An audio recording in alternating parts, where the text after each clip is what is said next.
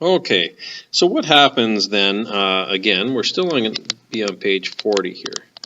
Looking at an elimination question that's a little bit more difficult because, well, let's just write it down. 5b, that's where I want to direct your attention.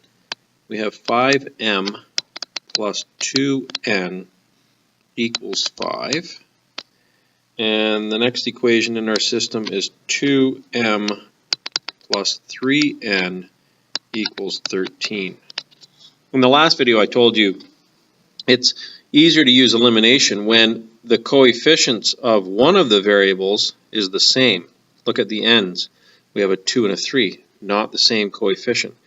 Looking at the m's, 5 and a 2, not the same. And I told you that it's easier to use substitution when one of the coefficients of one of the variables is a 1. And in this case, neither of those situations apply. Okay, so if this is the case, then I would never use substitution, but you do have to solve it using one of the two. So elimination is the easier choice.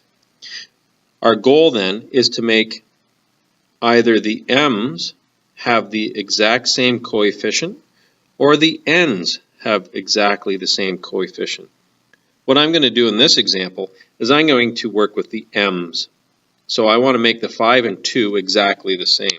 In order to do that, I would need to multiply the entire first equation by 2, and I'd have to multiply the entire second equation by 5. Do you see what I've done there? By multiplying a 5m by 2, I've created a 10m. By multiplying a 2m by 5, I've created a 10m. So that's exactly what I'm going to do. But I have to multiply the entire equation by that number. So my first equation becomes 10m plus 4n equals 10. My second equation, when I multiply by 5, I get 10m plus 15n equals 75. 65. Sorry about that. Better to have the right number in there though. Now as you can see, I've changed the equations, the appearance of the equations, but we know from the last section, 1.3, that by multiplying one of the equations by any number doesn't change the equation.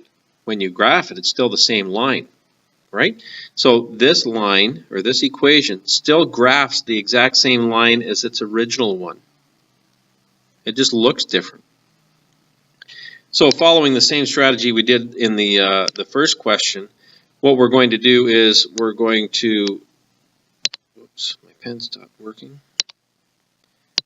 We are going to have to subtract these two equations to eliminate the variable m.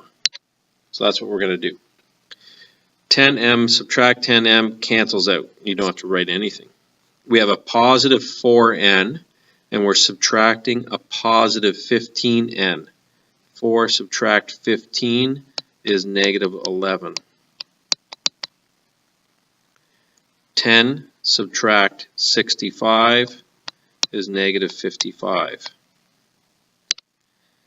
Now when we divide both sides by that coefficient, gets rid of it, and we have only n, and negative 55 divided by negative 11 is 5.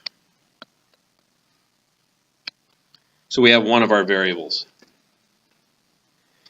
To find the other variable, the m, we need to substitute this value of n into either equation above. It doesn't matter which one. So again, we choose the one with the smaller numbers, the easier numbers to work with. Maybe that's the first one, right? You could choose the second one, it doesn't matter. I'm going to use the first one. So 5m plus 2n equals 5. And in place of n, I'm going to write a 5, because that's what we found down here. So now I simplify. What I'm trying to do is I'm trying to isolate m, so I'm going to simplify first. I have two numbers multiplied together here that give me 10. The first step in isolating is bringing this 10 to the other side. So I'm going to do that. The only thing remaining, if I bring this 10 out of here, is the 5m. And then I have my equal sign still. The 5 is still there. But I brought this plus 10 over to the other side, so it becomes a minus 10. So in the next line, what I have is 5m equals 5 take away 10, which is negative 5.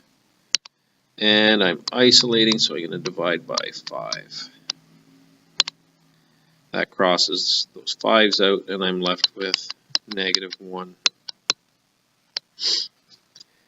And therefore, my solution, sorry it's a little messy down there at the bottom of the screen, my solution is this ordered pair. Which one comes first? Well, whatever order they are in the alphabet. M comes first, N comes second, just like X comes first, Y comes second, and there is your solution. Now that you've finished watching a couple of these videos, I want you to go on and practice a few more of these problems. I know I assigned 1, 3, and 5 the other day. I've asked you to do a couple more last night. I'm going to ask you to move on and do a few more tonight. So on page 40, we're looking at doing some additional questions like 8 and 9, so a couple of word problems. Okay, setting up the equations first of all, and then solving them. And 14 is also a good question. It involves using a calculator because they're all decimals. Okay, so once they're decimals, you can start using a calculator.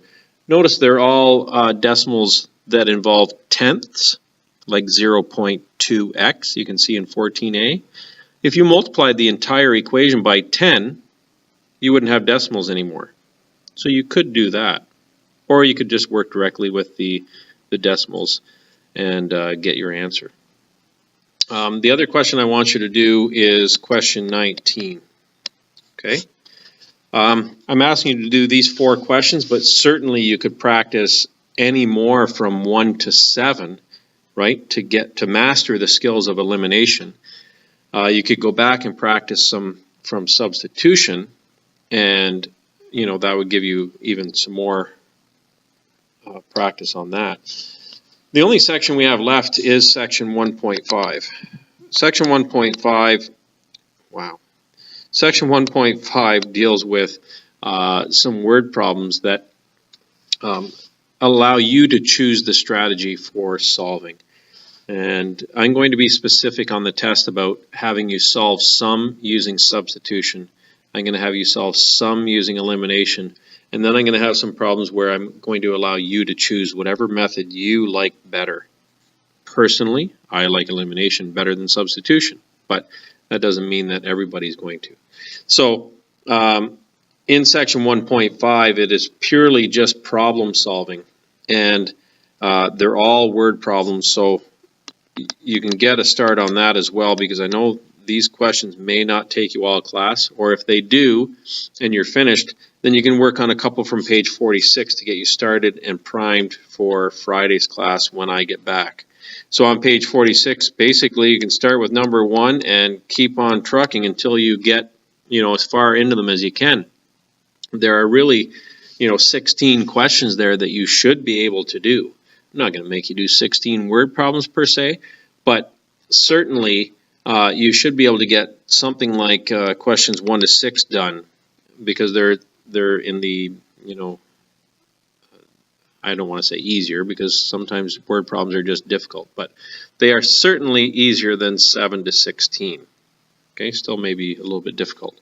So I'm going to ask you to, after watching these 2 videos, to work on page 40 and eventually work on page 46, and we will reconvene together on Friday.